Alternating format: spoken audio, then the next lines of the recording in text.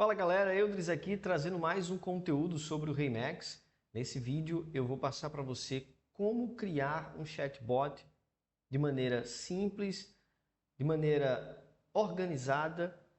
Inicialmente vai ser básico, mas à medida que a gente for ganhando conhecimento sobre a plataforma, a gente vai criando outros tipos de chatbots, como do intermediário, nível avançado, nível expert, tá? Então vamos lá. Primeiramente, eu vou criar aqui um novo fluxo. Como a gente vai criar um fluxo de interação, ele vai ser um fluxo do tipo web, tá? Eu vou dar um nome aqui para tutorial chatbot básico.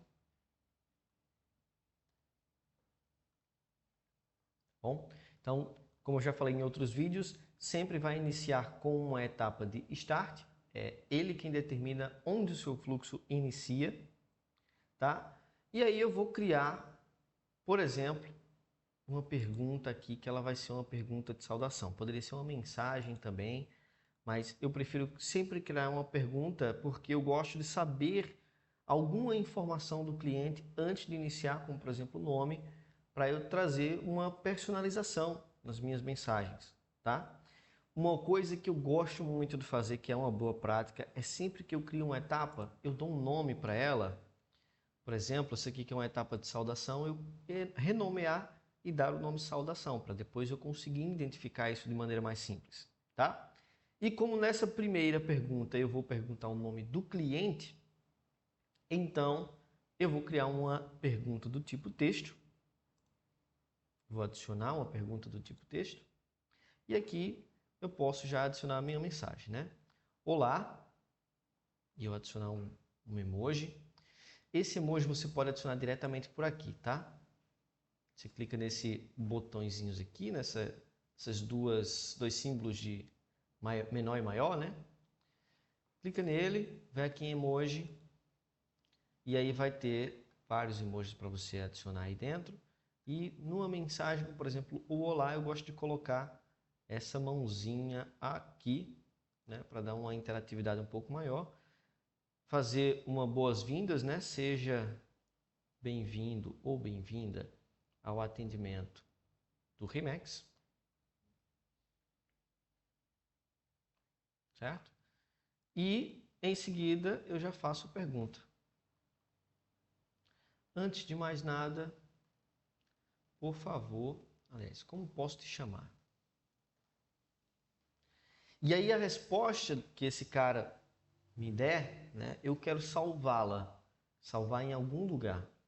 E aí eu posso utilizar campos personalizados que eu criei aqui nos conteúdos, né, como por exemplo o CPF, mas como faz sentido salvar o nome? No nome, né, na variável de nome dele, então aqui é onde eu digo onde vai ser salvo. E é nesse caso, eu vou salvar no campo do sistema chamado first name, que traduzindo é primeiro nome. E pronto. Quando ele responder essa pergunta, a mensagem que ele mandar vai ser salva no primeiro nome dele. Então a gente espera que ele responda o nome dele, né? Show de bola. A próxima pergunta, né, ou a próxima mensagem, por exemplo, pode ser solicitando com qual departamento ele deseja falar. Então, novamente, eu edito o nome aqui para departamento. Isso aqui é opcional, tá, gente? Se você quiser deixar da forma que está, isso não vai impactar em nada o teu fluxo. E como departamento, geralmente eu preciso escolher, né? A empresa tem departamentos, tem setores, e o cliente não precisa necessariamente dizer com qual vai falar, ele só precisa escolher. Então eu uso uma opção de escolha, uma pergunta do tipo escolha, tá? Agora vem um detalhe importante. Você vê que naturalmente já tem duas alternativas, né? Ou seja, não é uma opção que já vai aparecer para o cliente, mas é uma característica padrão da pergunta, que é o sem correspondência e o sem entrada. Qual é a diferença entre os dois, Ildris? Sem correspondência significa que esse cliente respondeu a essa pergunta com algo que não era esperado pela pergunta. Como, por exemplo, se eu pedir um texto, pedir para que ele digitasse uma informação, mas ele me manda um arquivo. ou ele me manda um áudio, por exemplo. Então, aqui eu posso definir qual vai ser a minha mensagem de fallback, ou seja, a minha mensagem de erro, basicamente, né? Por exemplo, por favor, responda a essa pergunta com o seu primeiro nome. E aí ele vai ter uma outra chance para fazer. E aí eu determino quantas chances ele vai ter, né? Por padrão são 2 vezes. E aí, se ele responder novamente com outra coisa, eu posso, por exemplo, direcionar esse cara para o atendimento, ou encerrar o atendimento dele, ou não fazer nada, simplesmente deixar lá, tá? O que normalmente eu faço é manter aqui 5 vezes com esse texto. E se caso ele não consiga, eu direciono ele para o atendimento, certo? A outra parte que é o sem entrada, o no input, ele é uma saída para caso aquela pergunta tenha sido realizada e o cliente passou um tempo muito longo, no caso aqui 1 hora por padrão, para poder responder aquela pergunta. Então, normalmente, o que é que eu faço? 15 minutinhos ou 10 minutinhos, eu já faço uma pergunta, uma outra pergunta de retenção. E aí eu mando uma nova mensagem falando: Fulaninho, você não me respondeu, tudo bem, vou encerrar o seu atendimento, se você não quiser falar, mas já aqui se você quiser continuar, né? No momento eu não vou fazer isso. E aí eu vou direcionar ele para, no momento em que ele responder, vou direcionar ele para a próxima pergunta. Próxima pergunta, eu vou falar assim: muito prazer. E aí eu vou chamar a variável do nome dele, né? Porque ele já me deu o nome dele. Muito prazer, fulano. Porque a pergunta que foi realizada, quando o cliente respondeu, ele salvou na variável primeiro nome, e na hora em que eu chamar essa variável aqui, ele vai trazer aqui, nesse campo, exatamente o que o cara respondeu aqui, que a pessoa respondeu. Então, muito prazer, fulano. Com qual departamento da nossa empresa você deseja conversar? E aí lembra, a pergunta aqui é do tipo escolha, tá? Foi esse tipo aqui. Neste caso aqui, eu fiz uma pergunta do tipo texto. Então, eu espero que ele digite essa mensagem, a resposta dele. Nesse caso em que eu estou dando uma escolha, eu não aceito que ele digite uma informação. Eu quero que ele interaja com os botões. E aí eu tenho 2 tipos de botões. Eu tenho os botões do tipo resposta rápida para perguntas, tá? Resposta rápida, onde eu dou 3 opções para ele e aí ele clica na que for melhor para ele, né? Ou eu tenho perguntas do tipo lista, botões do tipo lista, que seria o quê? Quando eu tenho mais de 3 opções, eu não posso, por exemplo, ter um 4º botão numa resposta rápida. Eu preciso transformar esse botão em um botão de lista. Então, se eu adicionar aqui, por exemplo, a primeira pergunta, opção 1, depois opção 2 e por último, opção 3, lembre-se que tem um limite de caracteres para o botão padrão do WhatsApp, tá? Então, vai aparecer para ele 3 botões, como aqui está aparecendo, opção 1, opção 2, opção 3. Se porventura esse cara digitar uma mensagem, ele vai para o sem correspondência. E aí, novamente, eu preciso criar uma mensagem ou não. Se você não criar nada, a mensagem só se repete. Mas o ideal é que você crie uma mensagem dizendo: fulano, você deve escolher uma das opções abaixo. Ok. Como é que eu determino se esse botão vai ser do tipo lista ou do tipo botão de resposta curta, né? Por padrão, sempre vai ser um botão de lista. Então, aqui embaixo eu tenho as configurações avançadas da pergunta, e aí eu posso determinar um cabeçalho, um rodapé. Rodapé é aquele textinho que fica bem pequenininho depois da mensagem como orientação sobre os botões, né? Por exemplo, toque em um dos botões abaixo para falar com o departamento desejado, né?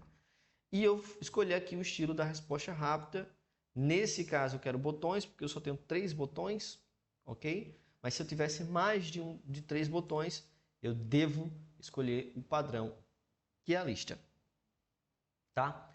Paginação não funciona para o WhatsApp. Isso aqui funciona para o Facebook, para o Instagram, para o Google.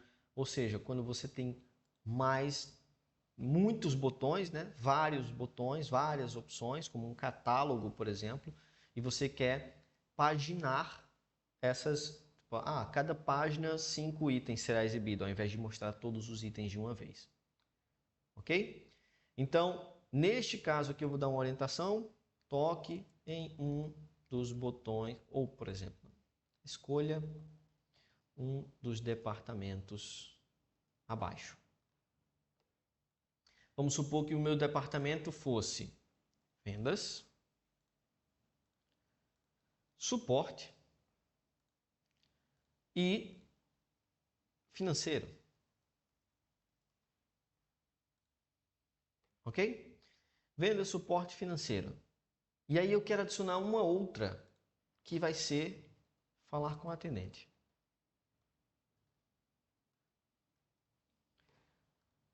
Aqui eu tenho 4 opções. Então, o meu botão tem que ser do tipo padrão. Obrigatoriamente, senão não serão exibidas. Só que quando é um botão do tipo lista, ele não vai exibir todos os botões de uma vez. Ele vai aparecer um botão pequeno, né? Um único botão, que você determina o título dele aqui em cima, por exemplo, escolher departamento, ou ver opções, ou apenas selecionar. E aí esse botão, essa mensagem vai ter um botão chamado selecionar e em seguida a lista de opções, que nesse caso aqui seriam 4. Certo? E aí, baseado nessa informação, você pode salvar também, por exemplo, qual é o departamento que esse cara criou. Veja que esse campo ele não existe, tá? Então, diferente dos outros campos que eu já tenho criado aqui, o campo departamento não existe. Então, eu posso criar aqui diretamente, escolher qual é o tipo. Nesse caso aqui, como é uma pergunta do tipo escolha, o ideal é que você salve como texto, tá? Salvei como texto, criei essa variável, esse campo personalizado. E agora, eu também posso adicionar um botão de pular, tá? Pular essa pergunta. Que esse pular poderia ser, por exemplo, falar com o atendente. Eu posso editar o nome disso. Ok? Então, beleza. E aí, agora você vê que cada um desses botões pode levar para uma interação diferente. Por exemplo, se eu puxar essa opção de vendas para uma nova mensagem, aí eu vou ter o quê? Criar aqui uma mensagem do tipo texto e dizer, claro, aí eu vou chamar a variável agora de outra forma, né? Antes eu chamei a variável clicando aqui e selecionando first name. Agora eu vou selecioná-la de outra forma. Seguro Shift e aperto chaves 2 vezes. Ele vai trazer as variáveis e eu vou selecionar o nome dele. Claro, fulano, estou lhe transferindo para um atendente do departamento de vendas, no caso aqui que eu estou selecionando vendas, né? Agora vamos supor que eu não quero criar uma mensagem dessa para cada uma dessas opções. Então, se ele escolher um departamento e não falar com o atendente, eu posso direcionar isso aqui todas para o mesmo. Vamos supor que todas as pessoas da empresa atendem tudo, né? E aqui eu escolher, ao invés de eu dizer qual é o departamento, novamente chamar a variável departamento. E aí, a opção que ele escolheu aqui, que vai ser salva na variável departamento, ela vai ser chamada aqui. Então, se ele escolher vendas, o nome que vem aqui é vendas. Se ele escolher suporte, o nome que vem na mensagem é suporte. Mas como não faz muito sentido que você transfira todo mundo para um lugar só, né? Então a gente poderia suprimir essa informação. Na verdade, a gente até poderia deixar essa informação e chamar outro tipo de etapa, que é a condição. A gente já aproveita e já fala sobre ela. Que seria o que a condição? É basicamente você dizer, dependendo, né, é aquele se. Né? Se o departamento escolhido for X, Se a informação que eu escolher aqui for Y, eu quero que vá para lugares diferentes. Então, por exemplo, se o departamento que ele escolheu é vendas, aí eu quero mandar ele para o time de vendas. Aí eu crio uma ação aqui. A ação básica aqui vai ser atribuir a um grupo de agentes. E aqui no grupo de agentes eu seleciono vendas. Lembrando que esse grupo de agentes eu criei previamente lá nas configurações, tá? A mesma coisa para um outro grupo, vou adicionar uma outra condição.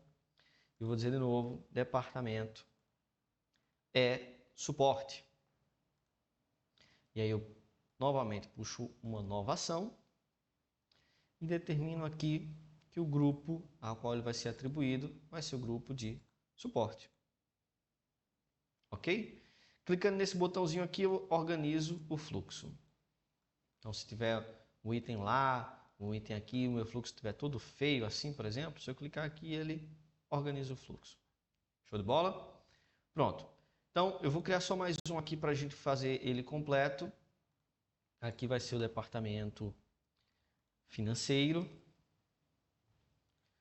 E vou mandar ele para...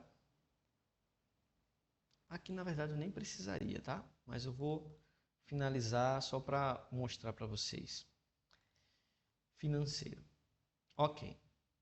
Então, basicamente, o fluxo está dizendo... Quando esse cara entrar em contato comigo, eu vou fazer uma saudação e vou perguntar o nome dele.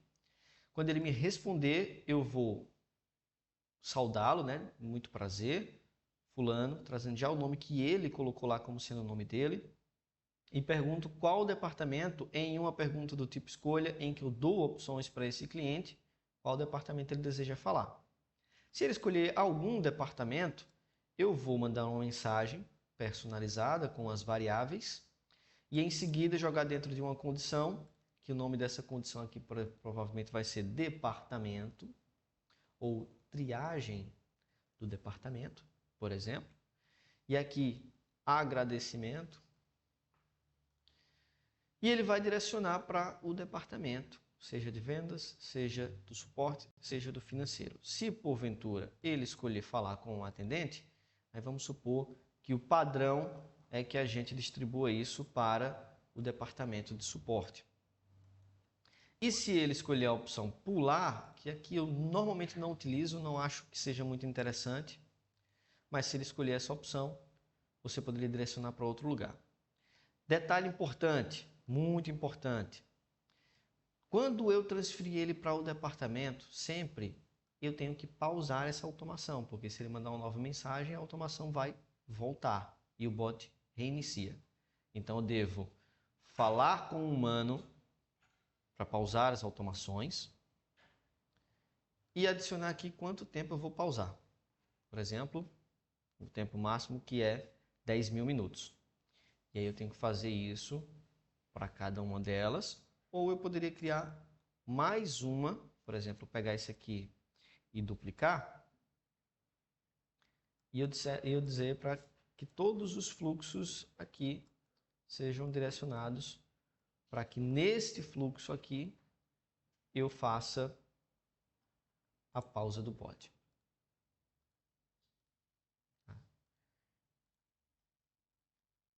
Aí aqui, para melhorar ainda mais, eu posso marcar uma conversa como aberta, para ela já ir para aquela status de conversa aberta. Eu posso adicionar uma tag, eu posso mover ele para um pipeline específico, porque, por exemplo, o cara foi para o time de vendas. Então, neste caso, eu já quero mover ele para o pipeline de vendas também, como um novo lead.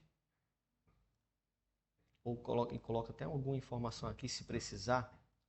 Então, se o cara escolheu vendas, eu movimento ele para o pipeline de vendas e também atribuo ele ao time de vendas. Depois, eu faço as ações que valem para todo mundo, que é pausar as automações, abrir a conversa e adicionar uma tag para ele.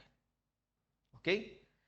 Feito isso, gente, detalhe importante, tá? Vamos supor que aqui, que eu vou mandar para o suporte, seja a mesma coisa. Você sabe que aqui essa etapa é igual a essa, não muda nada, né? As duas têm a única função de atribuir ao agente. Então, eu não precisaria disso aqui. Posso excluir e eu usar um ir para. E aí eu seleciono aqui do nosso fluxo a etapa que vem para o suporte. Agora, veja como é importante você nomear as etapas, porque olhando aqui, qual é a etapa que leva para o suporte? Você não tem como saber. Então, a não ser que você tenha uma memória muito boa, né? Mas aqui eu editaria, por exemplo, e colocaria suporte. Aqui, vendas. Aqui, financeiro. E aqui, ações gerais, por exemplo. E aqui, quando eu abrir os nós no fluxo atual, aí sim, está tudo organizado. Então eu posso, no momento em que ele disser falar com o atendente, eu já direciono ele para esse aqui, ou seja, ele pula tudo isso, já vem direto para cá. Ok? Para cá e depois para cá, no caso. Este é um fluxo bem básico, tá, gente? Muito básico, onde eu só faço duas perguntas, só pergunto o nome e o departamento com quem ele falar e já direciono ele para o departamento, tá? Mas é possível que você faça mais perguntas, por exemplo, depois que ele vier aqui para o fluxo de vendas, eu criar perguntas como, por exemplo, você já é nosso cliente, sim ou não? Se você não é cliente, eu mandar ele para um fluxo de qualificação, que já pode ser outro subfluxo, tá? Então as possibilidades são inúmeras, beleza? Então, gente, é isso. Esse é um fluxo básico aqui no REIMAX. Nesse caso, se você deseja aprender mais e passar para um próximo nível, como no intermediário ou como avançado, que você já utiliza integrações, que você já utiliza inteligência artificial, é possível e a gente vai falar sobre isso nos próximos vídeos, beleza? Um abração e até a próxima!